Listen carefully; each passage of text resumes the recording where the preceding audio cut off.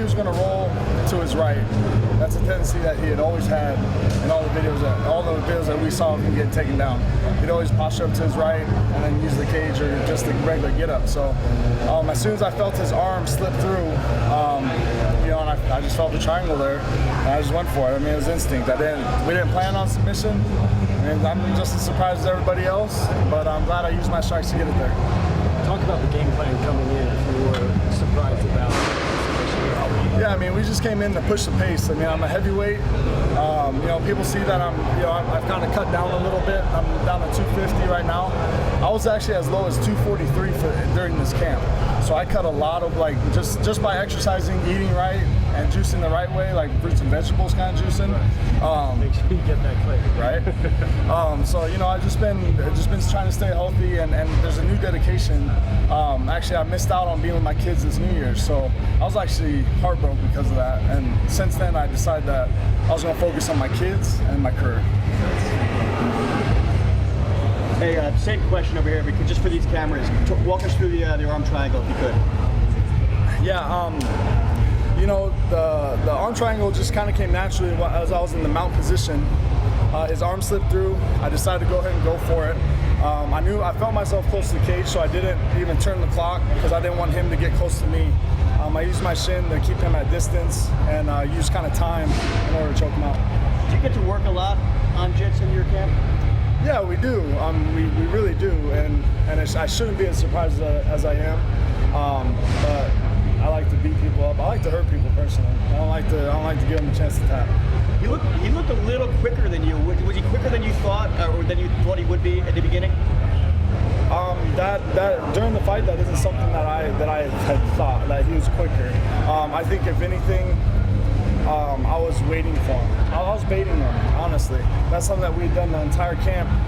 You know, used short movements and angles to get out of his way, instead of just like I would usually do is like blow out, and I would get tired that way. So we decided to just use shorter angles, come in, push the pace, use feints and fakes, and we saw what happened. You're probably very happy with the finish, I'm sure, but is there just a part of you that maybe wanted the fight to go a little bit longer to maybe test some of the new skills and see where your cardio really is in a live fight?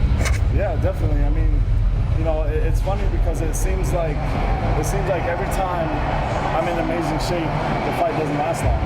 I think that's because in my head I'm not scared to get tired. So I go out there and I'm able to push the pace. I explode like when I need to explode, and I get the finishes. 13-0. What do you rank yourself amongst the other heavyweights in the division? You know, that's something for the websites to figure out. You know, I'm here to knock him down as Joe Silva sets him up, and that's my job. Submission win. How much have you been working on your ground?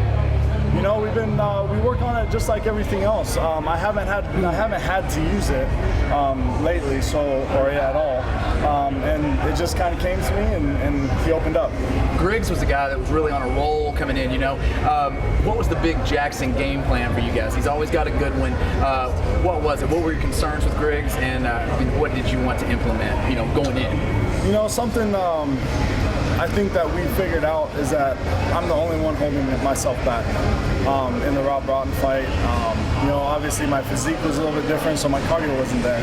I think, like I was saying earlier, when I come in shape, I'm confident in myself. I'm able to go all 3 rounds and be able to recover in between. So when I'm in shape, I'm able to explode on my opponents and really hurt them when I need to. Did UFC needs you for the May 26th card of all heavyweights? Are you ready?